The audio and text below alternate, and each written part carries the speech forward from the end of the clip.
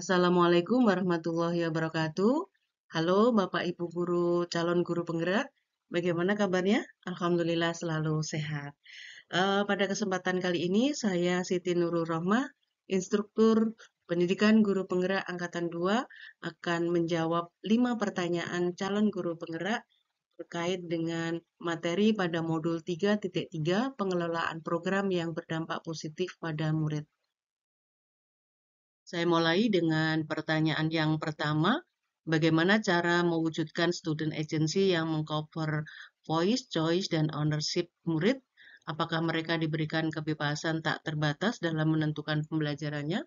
Sementara tugas guru adalah mendampingi dan mendorong mereka untuk menuju kodrat kebahagiaan terbaik mereka. Student agency adalah konsep yang menganggap siswa sebagai pelaku utama dalam pembelajaran mereka sendiri.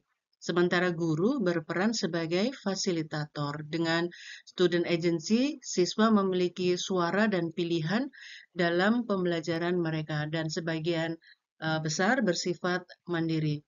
Student agency sering disebut oleh guru sebagai pembelajaran berbasis penelitian atau pembelajaran berbasis proyek. Student agency tidak berarti bahwa murid itu diberikan kebebasan tak terbatas dalam menentukan pembelajarannya. Murid tetap harus mengikuti standar, kurikulum, dan aturan yang berlaku di sekolah. Guru tetap harus memberikan arahan, kemudian struktur, dan kriteria yang jelas dalam pembelajaran. Student agency lebih menekankan pada keterlibatan, kemandirian, dan kreativitas siswa dalam pembelajaran serta kemitraan antara siswa dan guru. Untuk mewujudkan student agency dan mengcover voice, choice, dan ownership, ada beberapa hal yang bisa dilakukan oleh guru. Yang pertama yaitu memberikan kesempatan kepada murid untuk mengekspresikan pendapatnya, minatnya, dan kebutuhan mereka dalam proses pembelajaran, serta memberikan umpan balik yang konstruktif dan menghargai. Guru dapat memberikan pilihan-pilihan kepada murid untuk memilih topik, metode, sumber, atau produk pembelajaran yang sesuai dengan gaya dan tujuan belajar mereka, serta memberikan dukungan dan bimbingan yang diperlukan. Guru dapat memberikan tanggung jawab kepada murid untuk mengatur, mengawasi, dan mengevaluasi pembelajaran mereka sendiri, serta memberikan kesempatan untuk merefleksikan dan memperbaiki proses dari hasil pembelajaran mereka. Guru dapat membangun komunitas belajar yang kolaboratif, demokratis, dan inklusif, di mana siswa dapat berinteraksi, berbagi, dan belajar bersama dengan sesama siswa, guru, dan pihak lain yang terkait. Pertanyaan nomor 2, bagaimana atau sejauh mana peran guru dalam mengarahkan murid untuk melaksanakan sebuah program atau kegiatan agar bisa mendorong kepemilikan secara berkelanjutan atas program yang dilakukan? Bapak Ibu sekalian, guru memiliki peran yang sangat penting dalam mengarahkan murid untuk melaksanakan sebuah program atau kegiatan. Dengan memberikan kesempatan kepada murid, memberikan pilihan kepada murid, dan memberikan tanggung jawab kepada murid, murid akan merasa memiliki dan bertanggung jawab atas program atau kegiatan yang mereka lakukan, yang pada gilirannya akan mendorong kepemilikan secara berkelanjutan. Kepemilikan berarti murid merasa bahwa program atau kegiatan tersebut adalah milik mereka, bukan sesuatu yang dipaksakan oleh guru atau sekolah.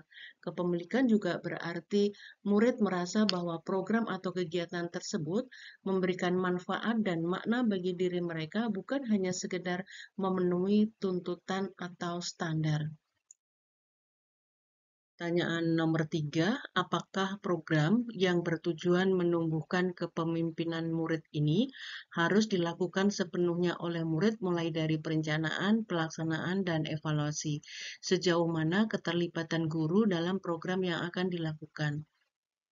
Program yang bertujuan menumbuhkan kepemimpinan murid adalah program yang memberikan kesempatan kepada murid untuk mengarahkan pembelajaran mereka sendiri, membuat pilihan, menyuarakan opini, mengajukan pertanyaan, berpartisipasi, dan berkontribusi pada komunitas belajar, mengkomunikasikan pemahaman mereka kepada orang lain dan melakukan tindakan nyata sebagai proses hasil belajarnya.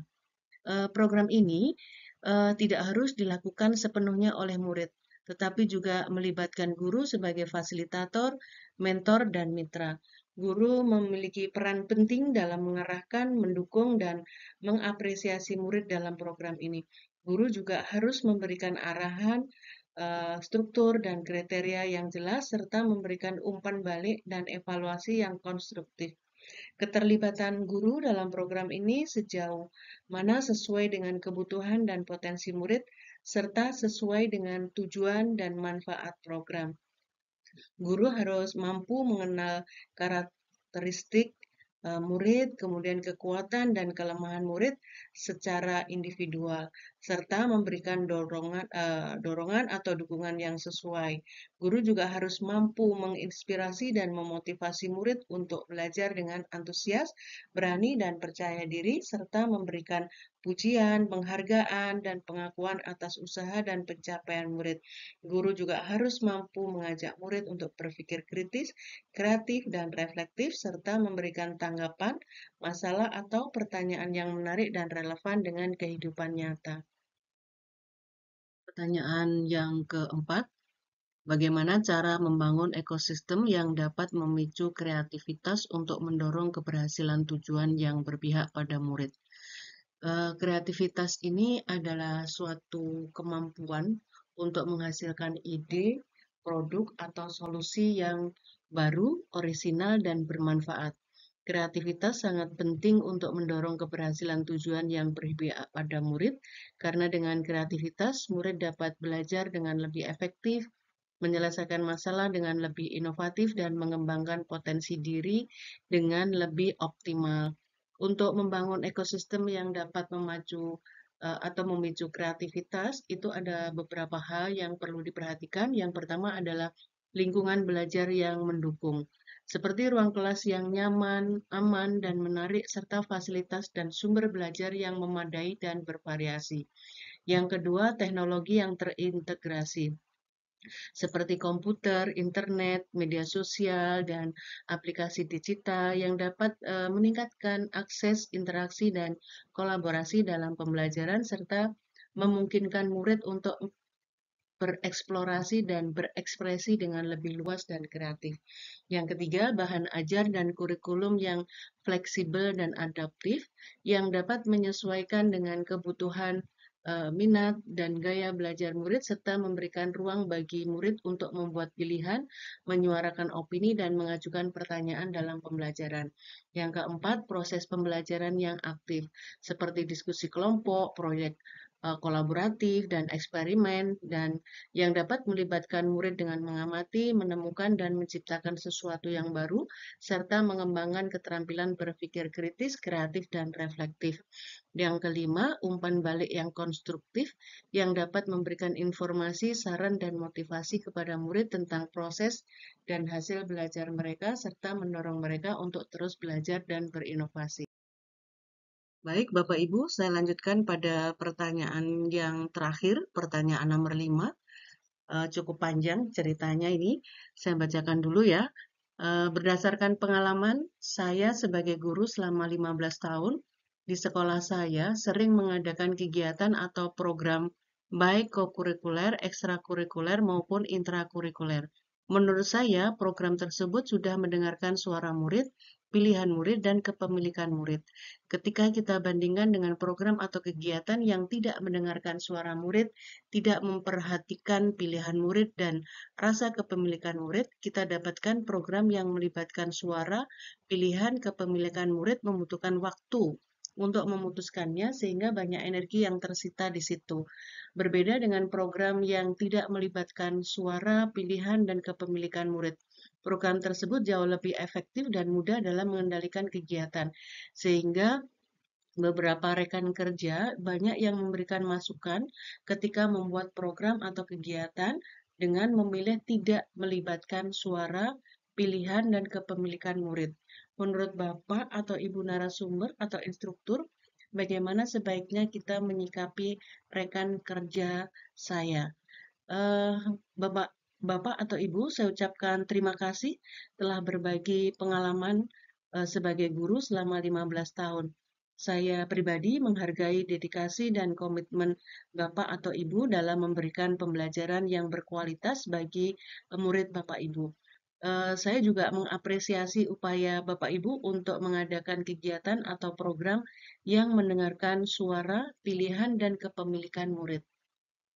Saya memahami bahwa mengadakan kegiatan atau program yang melibatkan suara, pilihan, dan kepemilikan murid mungkin membutuhkan waktu dan energi yang lebih banyak daripada kegiatan atau program yang tidak melibatkan aspek-aspek tersebut. Tapi saya percaya bahwa hal ini adalah investasi yang berharga untuk meningkatkan kualitas pembelajaran dan hasil belajar murid.